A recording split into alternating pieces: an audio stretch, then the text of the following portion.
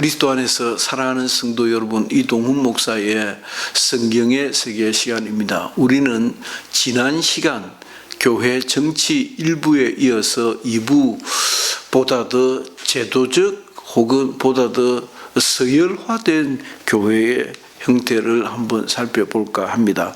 굉장히 쉽게 이해할 수 있는 것 같이 로만 가톨릭 처치가 이에 해당된다 할 수 있고, 감리교회의 감독 정치가 이에 해당된다고 할 수가 있겠습니다. 이어서 국가교회도 이에 해당된다고 할 수 있습니다. 좀 더 자세히 살펴보도록 하겠습니다.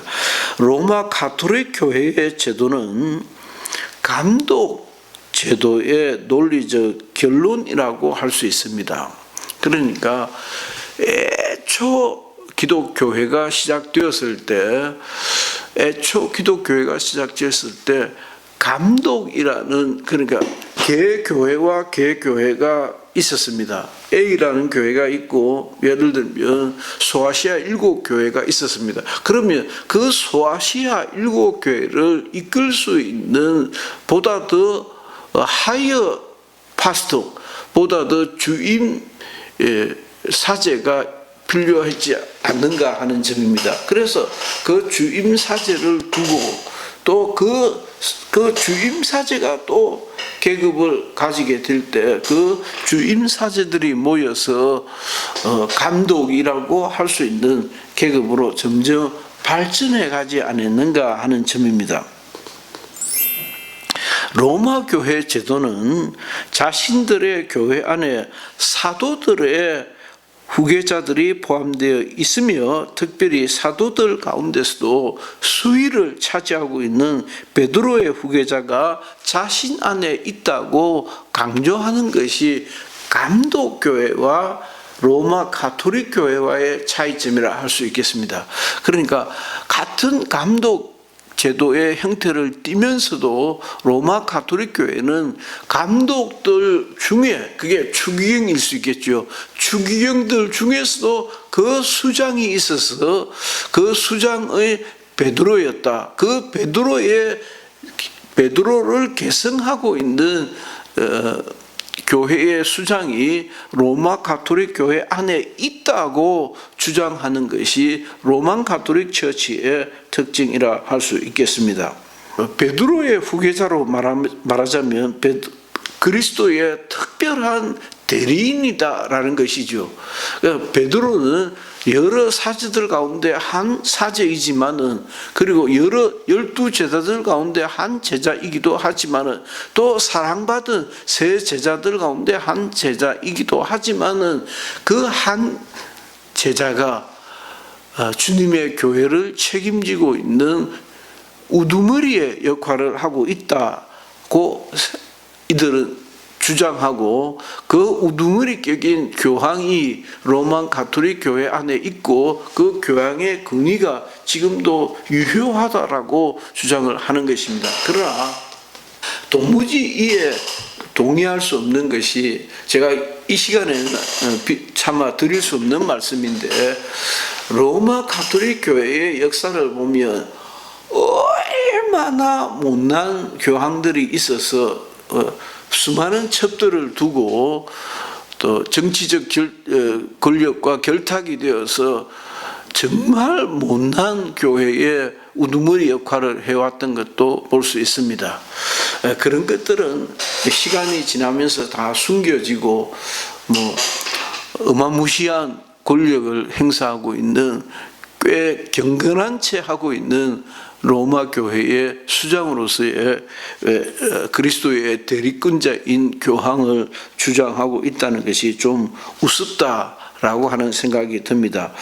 로마 교회는 따라서 절대 군주적 정치 체제를 띠고 있다라고 하면 되겠습니다. 그 교황이라고 하는 양반이 결정적인 오류가 없는 한 교회의 교리와 예배와 정치를 결정할 권리를 가진다라고 하는 점도 이는 고유한 특징이라고 하겠습니다. 이들의 임무는 하층 계급에, 그러니까 주임 사제가 있고 또 밑에 사제가 있는 것처럼 교황이 있고 추기경들이 있고 또 주임 신부들이 있고 신부들이 있고 그 아래에 또 돕는 이들이 있고 수녀들이 있는 것처럼 이런 계급에 의해서 하나의 체계를 가지고 일반 성도들에게는 그 어떤 권한도 없고 그냥 평신도 위원회 성격의 평신도 기관이 있어서 그들의 입장을 사제들에게 호소하는 격이 아니겠는가라고 생각이 듭니다. 따라서 평신도들은 교회 정치에 대해서 정상적인 정식적인 발언권이 없다라고 하는 것이 분명한 차이점이라고 할 수 있겠습니다. 이 정체는 첫째, 성경과 도무지 일치하지 않는다는 것입니다. 과연 성경이 그와 같은 권세와 권한을 가지고 있는 교황을 인정했는가라고 하는 점에서 종교개혁의 후예들인 우리들은 대단히 부정적으로 생각하고 있습니다. 두 번째는 베드로의 수익권을 성경 어디에서 인정하고 있지 않다고 우리는 주장하고 있는 것입니다. 내가 교회를 세우리니 라고 했을 때 그 교회는 베드로라고 하는 인물 위에 주님의 교회를 세운 것이 아니고 베드로의 신앙 고백 위에 주님께서 교회를 세우셨다고 주장하는 것이 결정적인 서로 차이점이고 구별되는 포인트다라고 하겠습니다. 그 다음은 교회의 문제에 대해서 평신도들이 얼마든지 자기 의사를 개진할 수 있겠지만 그러나 평신도들이 의사를 개진하는 것에 그칠 뿐이지 그것이 무슨 정치적인 능력을 발휘하지는 못한다. 따라서 발언권이 아니다라고 하는 점입니다. 뿐만 아니라 베드로의 시대에서부터 오늘에 이르기까지 단절되지 않는 어떤 교황이라고 하는 신분에 대한 계승이 이루어져 왔던 로마 카톨릭의 주장에 대해서는 우리가 역사적으로 그러한 흔적도 없고 제가 앞서도 말씀드렸듯이 역사적으로 뿐만이 아니라 사실적으로도 역사적 배경을 가진 사실적으로도 교황이 과연 주님의 그리스도를 대신할 수 있는 그만한 영권과 실력을 가지고 영권을 가지고 교회를 통제할 수 있는 권한이 있었던가 그러지 않다는 것입니다. 기독교회 로마 가톨릭 교회의 역사 자체가 그걸 아예 부인하고 있습니다. 아주 망나니 같은 교황들이 수도 없이 많았다는 것이 이를 증명해 주고 있습니다. 그러나 이 같은 교회 제도는 로마 가톨릭 교회에 대해서 대단히 부정적이다. 사람의 보기에는 제법 그럴싸하고 그것이 무슨 어떤 형태를 띠는 것처럼 보일지라도 과연 그것이 성경적이기는 한 것인가 라고 하는 점에서는 우리가 동의하기 어렵다라고 하는 점입니다.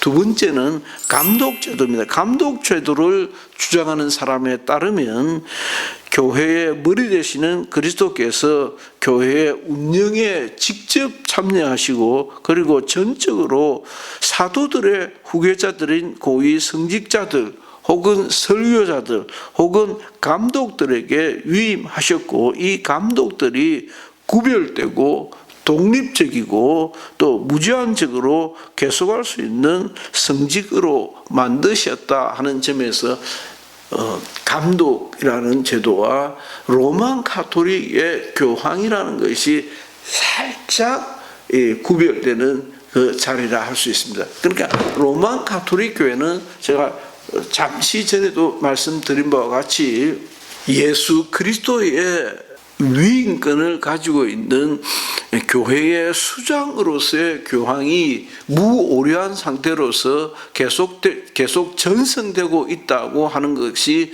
로마 가톨릭 교회의 입장이고 감독 제도는 예수 그리스도를 대신하는 것은 아니지만은 감독이라고 하는 신분의 어떤 양반들이 있어서 그 양반들이 교회의 성직자 그룹을 말씀을 전하는 성직자 그룹을 형성하고 있고 교회의 지휘권을 가지고 있는 사람들이다. 그러나 그들이 독립적이고 무제한적으로 계속할 수 있는 성직으로 만드셨다. 누구가? 감독이. 그렇다고 하는 것이 감독제도입니다. 그러나 그 감독이 수평적으로 감독이라는 지금 감리교 같은 경우도 감리교 감독들이 있는데 수평적으로 되어 있는 그 감독들 중에 또 피라미드 형식의 감독 중에 감독이 따로 있는 것은 아니다 하는 것이 점에서 감독 제도와 교황 제도와 서로 구분이 되는다라고 할 수 있겠습니다. 이 제도에서 신자들의 공동체는 교회의 정치에 절대로 참여하지 못하는 것은 로마 가톨릭 교회와 같다고 보면 되겠습니다. 교회사에서 보면 초기에 로마 가톨릭 교회에서 이 정체를 채택했었습니다. 그런데 그 가운데서도 계속 발전하면서 교황이라고 하는 제도가 다시 생겨났다라고 보는 것입니다. 영국에서는 이 정체가 에라스투스의 정체와 결합되는 양상을 보였습니다. 에라스투스는 보다 더 회중적인 형태를 띠면서도 그러니까 보다 더 계급적인 형태를 띠면서 회중적 성격을 띠게 되었는데 영국의 성공회는 그와 같은 성격도 나타난다는 것입니다. 그러나 성경은 여기에 대해서 어떻게 보고 있는가? 그와 같은 소위 구별된 고위 성직자군의 존재를 정당화하지 않는다는 점입니다. 제가 주일신문에 한국신학에서 한번 발표한 적이 있는데 어떤 모 교회의 감독이라는 그 명칭에 대해서 그 감독은 감리교에서 이야기하는 감독은 아니다. 그 감독은 오바시 비숍이 아니고 오바시. 그러니까 교회를 여러 명의 주의 종들이 있을 때 그 주의 종들 가운데 좀 더 스님자 성격을 띠는 것을 감독으로 했지 않는가. 좀 더 정확하게 표현하면 결국 한 사람의 파스토, 그러니까 목회자를 두고 하는 표현을 감독이라는 표현으로 나타났다라고 보는 것이 보다 더 정당하다라고 하는 점입니다.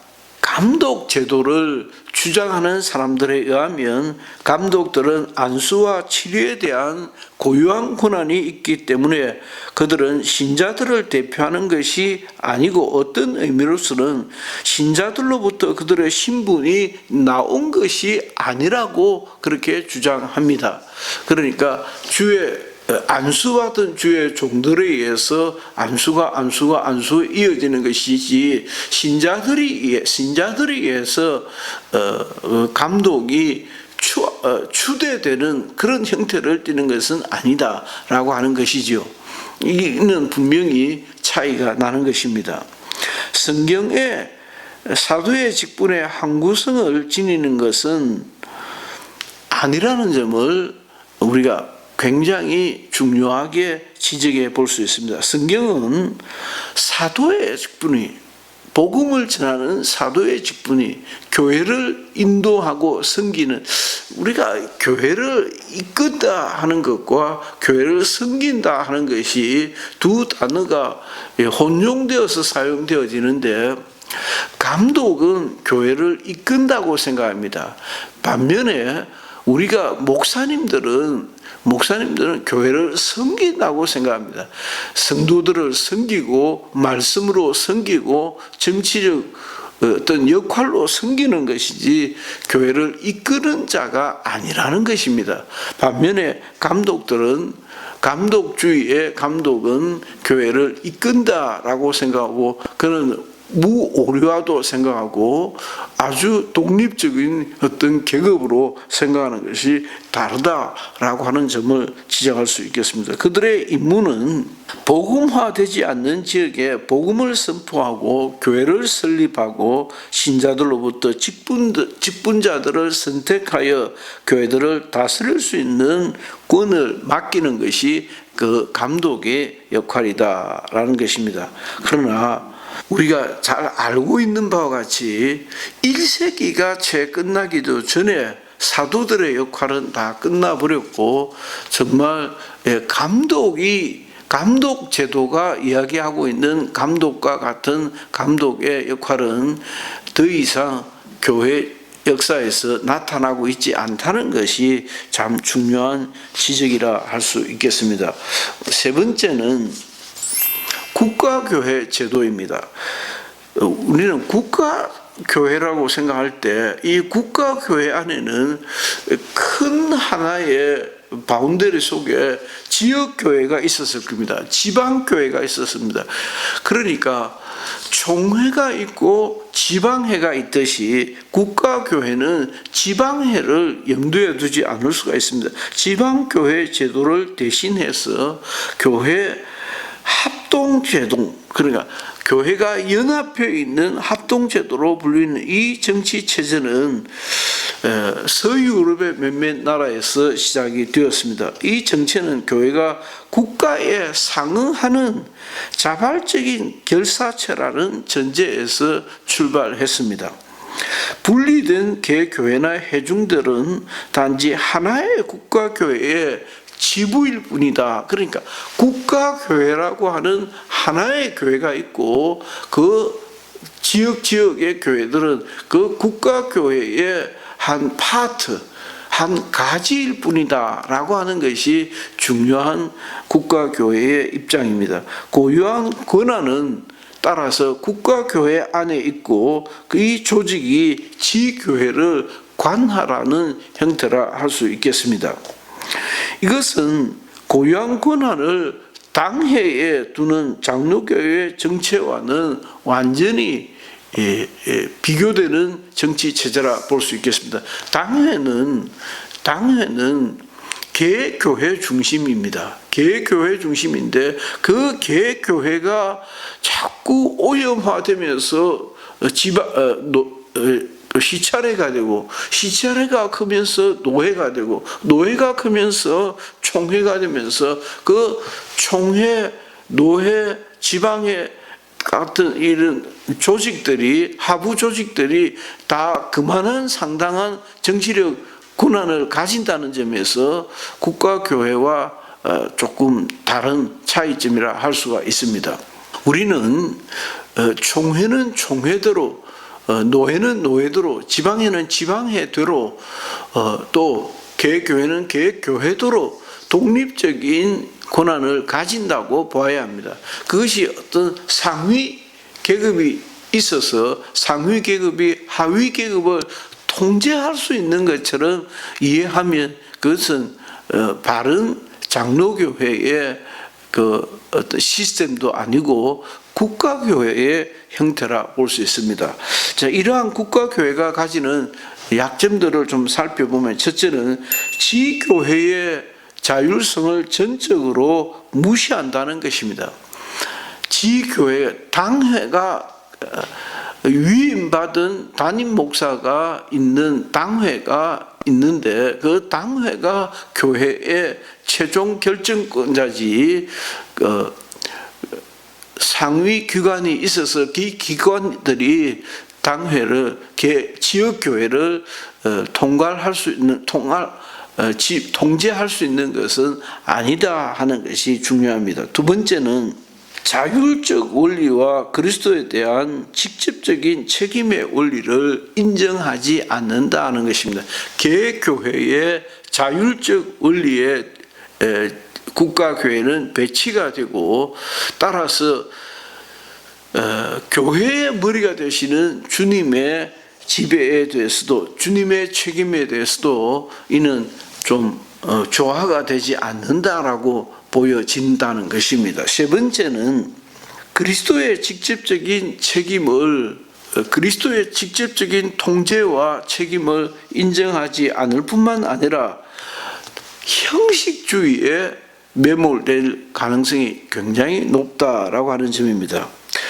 네 번째는 신앙을 고백하는 영적인 교회를 외형적 지역의 구역에 따라 나누게 되면서 오히려 지역교회와 분할주의의 성격을 띠게 되었다라고 하는 점도 차이점이라 할 수 있겠습니다. 따라서 이 국가교회는 결국은 전체주의 국가의 이념과 가장 잘 어울리는, 그러니까 러시아 정교회 같은 경우를 볼 수 있겠습니다. 러시아 정교회는 정교회 중에서도 정교회는 보다 더 제도적이고 계급주의적인 교회 정치를 채택한다라고 언급했습니다. 이와 같이 국가주의 로마 가톨릭 교회라든지 그리스 정교회 등은 국가교회의 형태이지 않는가라고 보여집니다. 과연 우리가 이해하고 있는 개혁주의자들의 후예인 우리들이 동의할 수 있는 이론인가 하는 점에서 대단히 회의적이다라고 하는 생각을 금할 수 없는 바입니다. 오늘은 이와 같이 교회 정치에 대하여 좀 살펴보았습니다. 이것이 꽤 중요하고 교회의 담임 목사 그리고 또 교회의 담임 목사를 돕는 교육 전도사들에게만 중요할 뿐만이 아니라 교회를 구성하고 있는 교회 구성원인 회원들에게도 중요한 것이 교회는 보다 더 제도적이어야 하고 보다 더 계급적이어야 하고 보다 더 통일된 형태를 띄어야만 하는가 하는 의문을 우리가 계속 던지게 되고, 보다 더 자율적이고 보다 더 영적이고 보다 더 성령이 감동하는 교회는 어떤 형태로 나타나야 될 것인가 하는 과제와도 맞물려 있기 때문입니다. 이 둘 사이에서 우리가 어떤 교회 정치를 채택하는 것이 보다 더 성경적이고 보다 더 성령에 감동된 교회 정치 형태일 수 있을까를 고민하지 않을 수 없다는 점입니다. 이동훈 목사의 성경의 세계였습니다. 다음 주에는 이와 같은 것을 기초로 해서 개혁교회의 그런 개신교회의 기본적인 정치 원리에 대해서 좀 더 정리해서 말씀을 드려볼까 하는 생각을 하고 있습니다. 이동훈 목사였습니다. 애청해 주셔서 감사합니다.